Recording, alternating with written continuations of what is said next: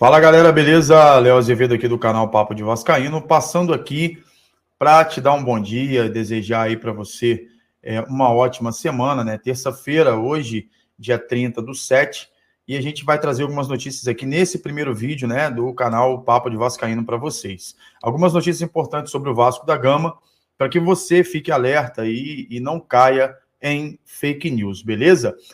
Vamos aqui agora, antes disso, pedir a você para que você se inscreva no nosso canal, ative o sininho das notificações, deixe seu like, porque é muito importante para a gente, e principalmente também comente, né? Compartilhe com seus grupos, se você estiver gostando do nosso conteúdo. Nossa meta é chegar aí, ó, a 1.500 inscritos, como está aí embaixo, e também siga a gente lá no canal, né? No nosso Instagram, quer dizer, lá no @papo.d.vascaíno, beleza? A gente tem vídeo todos os dias lá, rios todos os dias, explicando algumas notícias rápidas do Vasco da Gama, mas a informação completa, caso você queira, tá aqui no nosso canal, beleza? Hoje, terça-feira, a gente tem nossa live à noite sobre a questão do Papo na Live, né? Que a gente tem toda terça e quinta.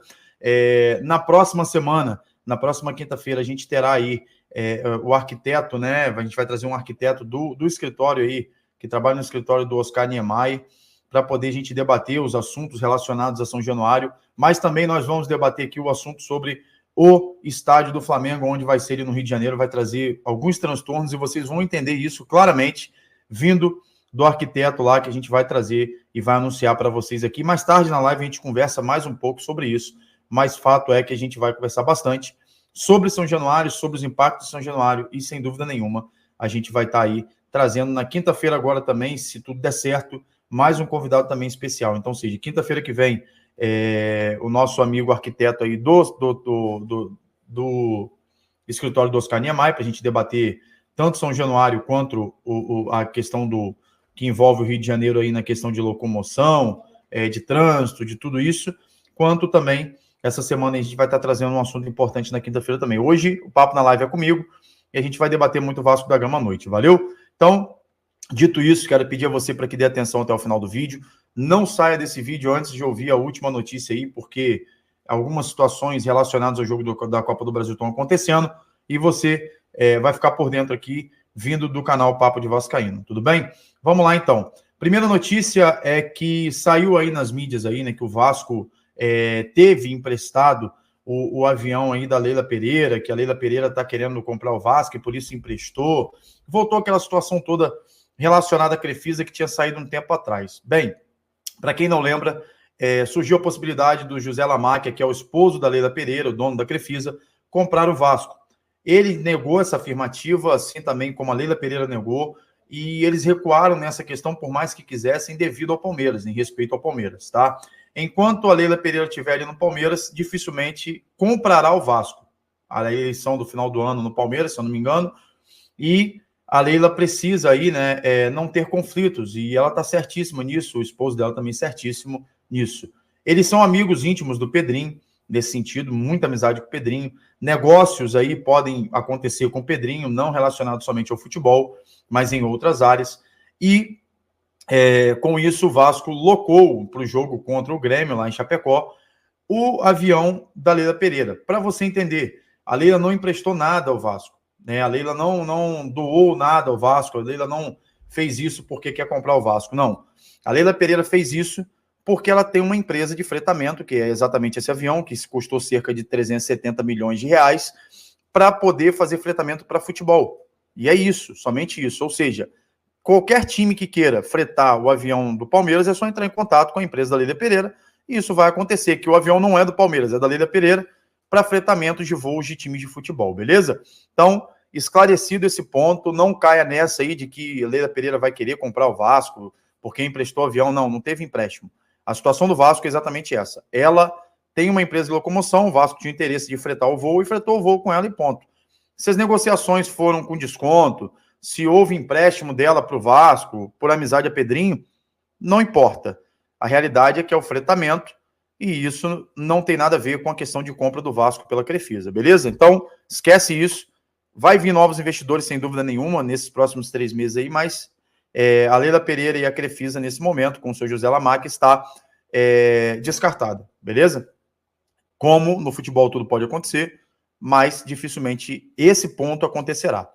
Outra novidade aí é o retorno do Adson para o jogo contra o Atlético Goianiense, e essa é uma notícia muito boa, porque a gente sabe que o Adson é uma válvula de escape, foi uma das peças importantes aí dessa segunda passagem do Rafael Paiva, né, como interino, e agora não mais como interino, porque ele já está há bastante tempo, a gente já considera ele como técnico, por mais que isso não tenha sido feito oficialmente. O Adson está tratando para poder retornar no jogo contra o Atlético Goianiense.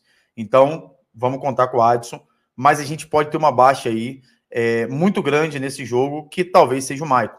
Maicon foi substituído no jogo contra o Grêmio, naquele campo horrível, naquela situação horrível que o arbitragem e CBF não deveriam deixar acontecer, e Maicon estava com desconforto na coxa. Ele vai ser reavaliado hoje, tá? Maicon será reavaliado hoje, e possivelmente aí a gente pode ter um desfalque.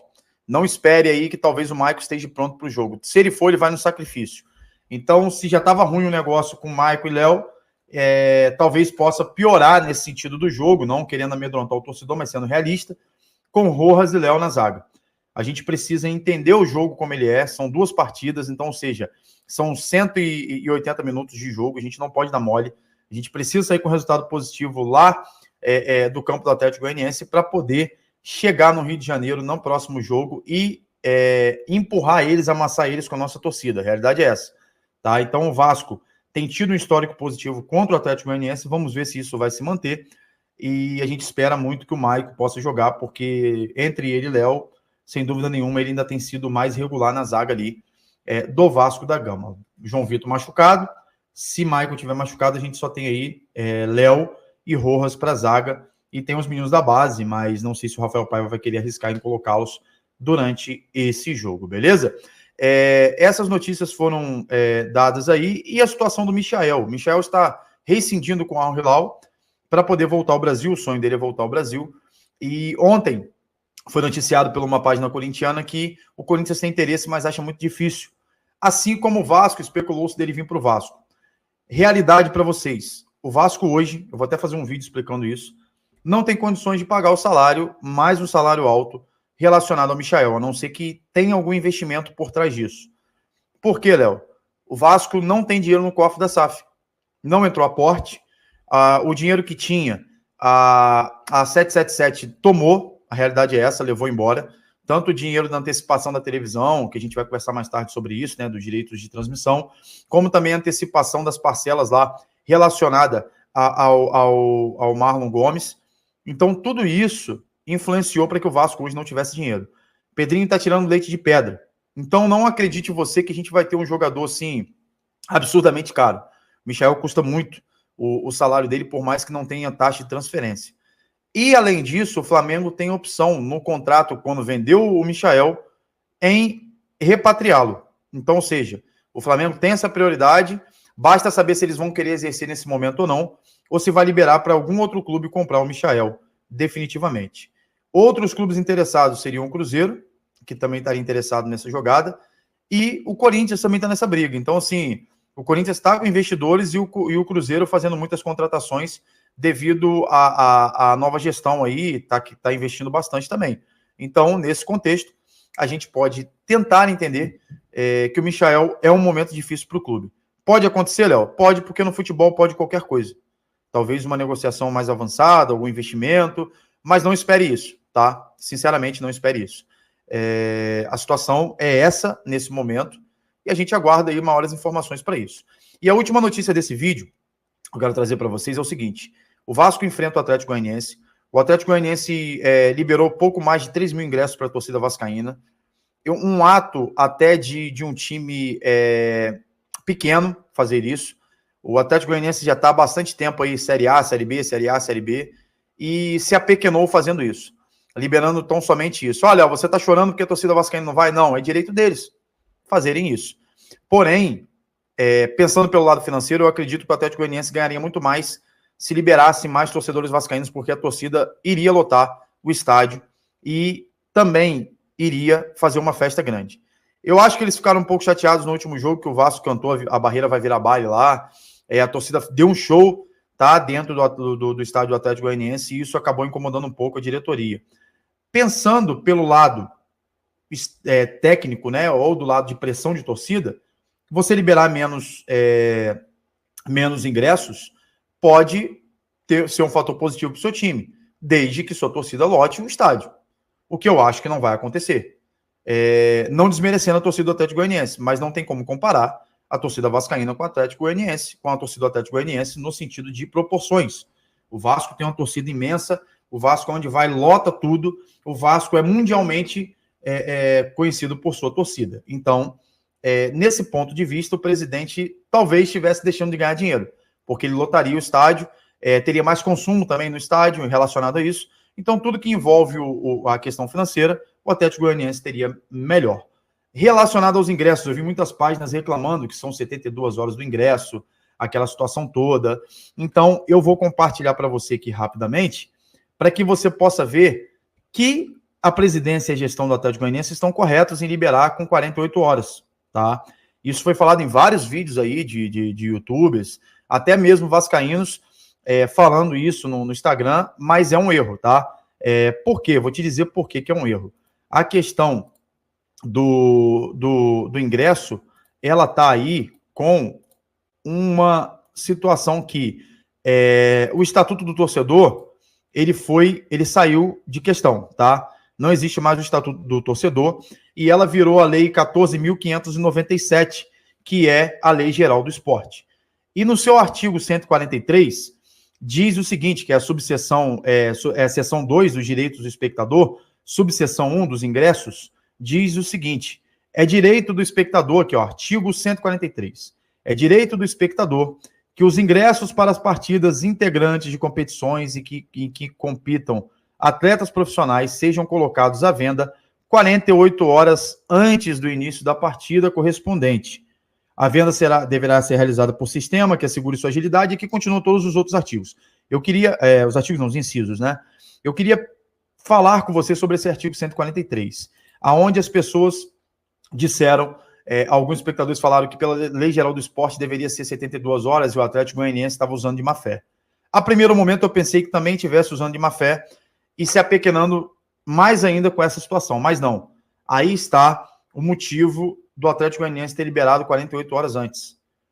A Lei Geral do Esporte baniu, teoricamente, o Estatuto do Torcedor, beleza? Aqui, ó, se você for ver, o Nilson Almirante aqui colocou assim, ó, o Atlético Goianiense segue sem liberar os ingressos para a torcida do Vasco. As 72 horas de antecedências obrigatórias por lei já se passaram. Eu quero dizer para vocês que não existe mais essa obrigatoriedade aqui, tá? Essa obrigatoriedade não tem. E vou tentar mostrar para vocês aqui nesse sentido. Vou voltar para a tela aqui da Lei Geral do Esporte, que está aqui, tá?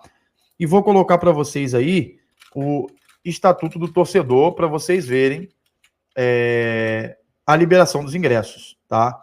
Vou botar aqui direto do Planalto, ó. Lei 10.671.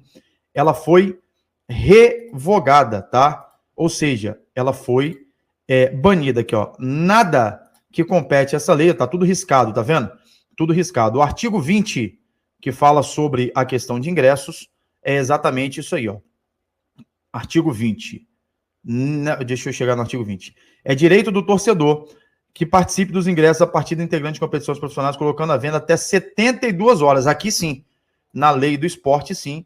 Mas na lei geral aqui do esporte, não. Ou seja, o que está prevalecendo é a lei geral do esporte, beleza? Então, fica a dica para vocês aí. O Atlético Goianiense, nesse ponto, agiu certo, liberar 48 horas antes, os ingressos estão liberados para os vascaínos, mas se apequenou nessa questão aí. Vamos para cima deles, vamos fazer um bom resultado lá em Goiânia, vamos tentar ganhar esse jogo, ou no mínimo empatar para trazer para casa e amassá-los aqui, sem dúvida nenhuma, porque a gente precisa e vai fazer isso. Valeu? Tamo junto, saudações vascaínas e até a próxima.